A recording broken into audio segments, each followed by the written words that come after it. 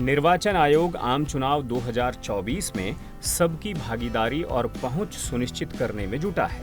इसके लिए बड़े पैमाने पर कदम उठाए गए हैं, जिससे यह सुनिश्चित किया जा सके कि कोई भी पात्र मतदाता शारीरिक या अन्य बाधाओं के कारण मतदान के अधिकार से वंचित न रहने पाए। चुनाव के 6 चरणों के पूर्ण होने के बाद दिव्यांगों, वरिष्ठ नागरिकों, ट्रांसजेंडरों, विशेष रूप से कमजोर जनजातीय समूह जैसे विभिन्न वर्गों के मतदाताओं के बीच वोटिंग को लेकर अपार उत्साह देखा गया है। आम चुनाव 2024 में पहली बार राष्ट्रीय स्तर पर 85 वर्ष से अधिक आयु के वरिष्ठ नागरिकों और 40% की मानक दिव्यांगता वाले लोगों के लिए घर से मतदान करने की सुविधा प्रदान की गई। आयोग की ओर से पूरे देश में किए गए ठोस प्रयासों से उन राज्यों और केंद्र शासित प्रदेशों से सफलता की कई कहानियां सामने आई हैं, जहां लोकसभा चुनाव 2024 के 6ठे चरण तक चुनाव संपन्न हो चुके हैं। मुख्य चुनाव आयुक्त राजीव कुमार ने कहा कि वैश्विक स्तर पर नए मानक स्थापित करते हुए चुनावी प्रक्रियाओं में निरंतर सुधार के लिए प्रयास करना आयोग का दृढ़ संकल्प रहा है। आयोग चुनावों को वास्तव में बहुलता और विविधता की भावना को प्रदर्शित करने वाला बनाने के लिए दृढ़ संकल्प है, जो हमारे देश का गौरव है। आयोग पूरी चुनाव प्रक्रिया में समावेशिता व पहुंच के सिद्धांतों और प्रथाओं को शामिल करने और गहराई से एकीकृत करने के लिए समर्पित है, जिससे समाज के सामने एक उदाहरण स्थापित किया जा सके। मतदाता सूची में पात्र नागरिकों के पंजीकरण और अपडेट के लिए 2 साल पहले से ही ठोस प्रयास किए जा रहे थे। दिव्यांगों, वरिष्ठ नागरिकों, ट्रांसजेंडरों और पीवीटीजी समूह के मतदाताओं के लिए विशेष पंजीकरण अभियान शिविर आयोजित करके यह लक्ष्य हासिल किया गया। आयोग ने उन समुदायों के बीच भागीदारी बढ़ाने के लिए एक बहुआयामी रणनीति अपनाई है, जो अपने मतदान के अधिकार से वंचित होने की भावना रखते हैं। घर से मतदान करने की वैकल्पिक सुविधा चुनावी प्रक्रिया में एक आदर्श बदलाव का प्रतीक है और इसे भारत के आम चुनावों के इतिहास में पहली बार उपलब्ध कराया गया है। 85 वर्ष या उससे अधिक आयु का कोई भी पात्र नागरिक या 40% तक दिव्यांगता वाला व्यक्ति इन चुनावों में डाक मतपत्र के माध्यम से घर से मतदान सुविधा का लाभ उठा सकता है। इस सुविधा को मतदाताओं से उत्साहजनक प्रतिक्रिया मिली है। घर से मतदान कर्मचारियों और सुरक्षा कर्मियों की पूरी टीम की भागीदारी के साथ होता है और मतदान की गोपनीयता को पूरी तरह बनाकर रखा जाता है। उम्मीदवारों के एजेंटों को भी मतदान प्रक्रिया देखने के लिए पोलिंग टीम के साथ जाने की अनुमति है। किसी भी बुनियादी ढांचे की कमी को दूर करने के लिए आयोग ने सुनिश्चित किया कि हर एक मतदान केंद्र भूतल पर हो, जिसमें रैंप, मतदाताओं के लिए साइनेज, पार्किंग स्थल, अलग कतारें और स्वयंसेवकों सहित सुनिश्चित सुविधाएं हों। इसके अलावा चुनाव आयोग के सक्षम ऐप ने दिव्यांगों को मतदान केंद्र पर व्हीलचेयर, पिक एंड ड्रॉप और स्वयंसेवकों की सेवाओं जैसी विभिन्न सुविधाओं का लाभ उठाने की सुविधा प्रदान की है। चुनाव की घोषणा के बाद से अब तक सक्षम ऐप के 1.78 लाख से अधिक डाउनलोड हो चुके हैं। चुनाव आयोग ने दृष्टिबाधित मतदाताओं की सहायता के लिए ईवीएम पर ब्रेल सक्षम ईपीआईसी और मतदाता पर्ची के लिए भी प्रावधान किए हैं। इसके अलावा दिव्यांगों और वरिष्ठ नागरिकों के लिए अंग्रेजी व हिंदी में एक मतदाता मार्गदर्शिका उपलब्ध कराई है, जिसमें पंजीकरण से लेकर मतदान दिवस तक की सुविधा की प्रक्रिया की जानकारी शामिल है।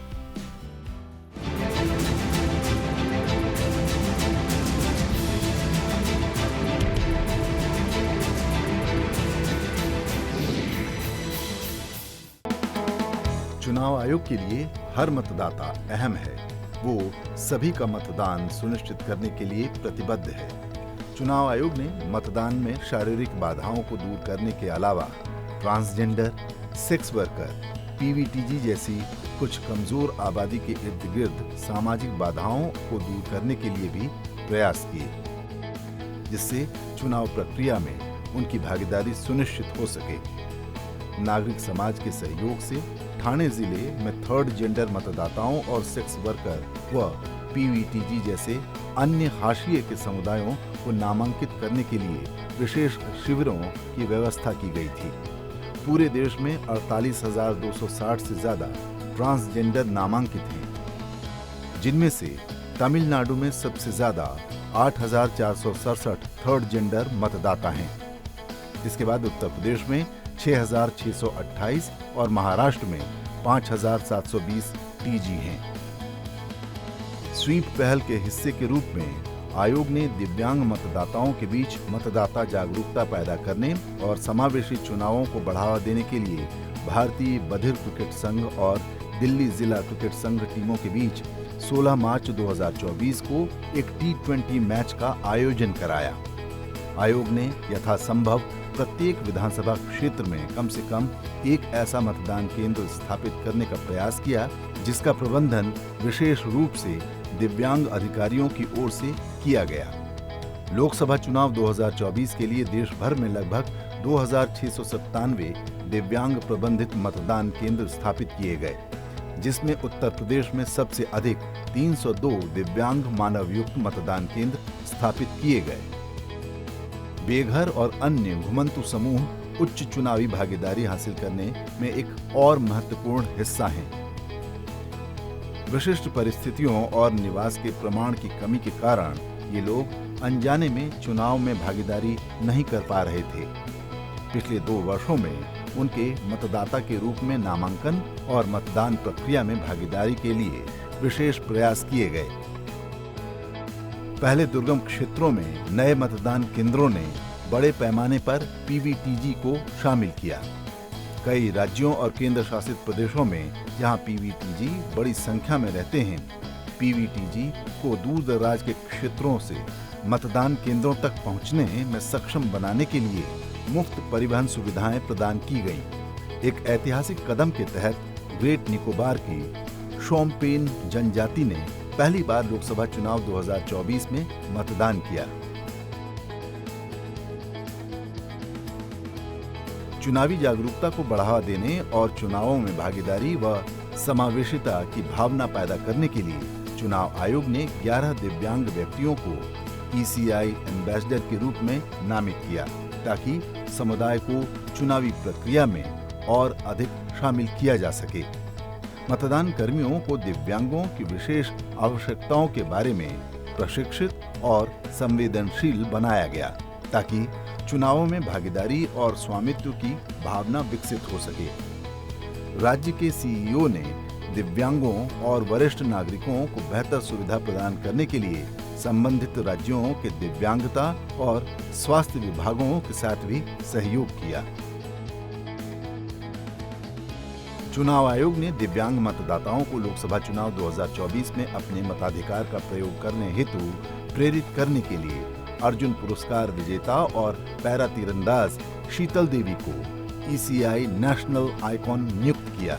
साथ ही चुनाव आयोग की विभिन्न मतदाता जागरूकता पहलों में भाग लेने और दिव्यांग मतदाताओं तक पहुंचने के लिए 11 प्रमुख दिव्यांग हस्तियों को ECI का एम्बेसडर नियुक्त किया गया। इसके अलावा आयोग ने राज्यों और केंद्र शासित प्रदेशों के लिए राज्य दिव्यांग आइकॉन भी नियुक्त किए। आयोग यह सुनिश्चित करने के लिए प्रतिबद्ध है कि कोई भी मतदाता पीछे न छूटे और उसने देश के सुदूर कोनों में रहने वाले मतदाताओं तक पहुंचने के लिए विशेष उपाय किए। गुजरात के अलियाबेट में एक शिपिंग कंटेनर में एक मतदान केंद्र स्थापित किया गया, ताकि इस क्षेत्र में रहने वाले जनजातीय मतदाताओं तक पहुंचा जा सके।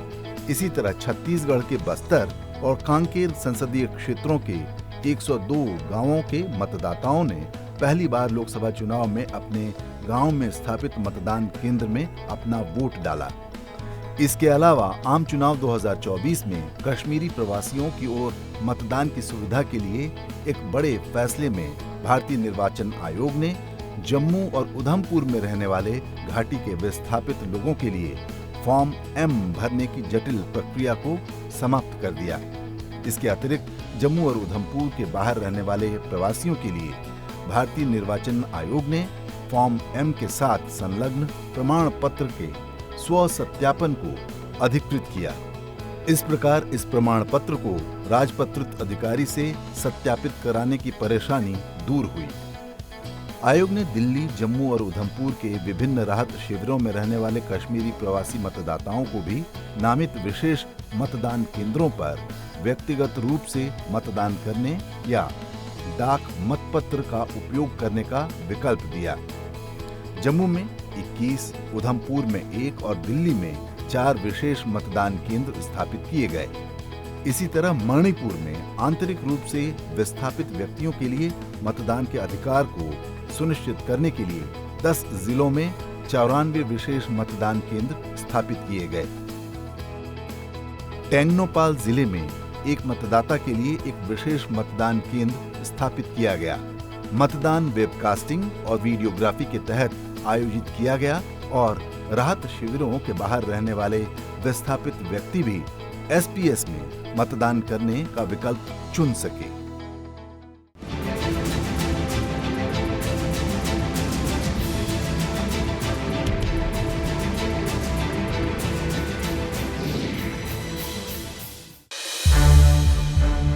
संसद टीवी के और भी प्रोग्राम्स देखने के लिए सब्सक्राइब करें हमारा YouTube चैनल और हाँ, इन्हें लाइक और शेयर करना ना भूलें।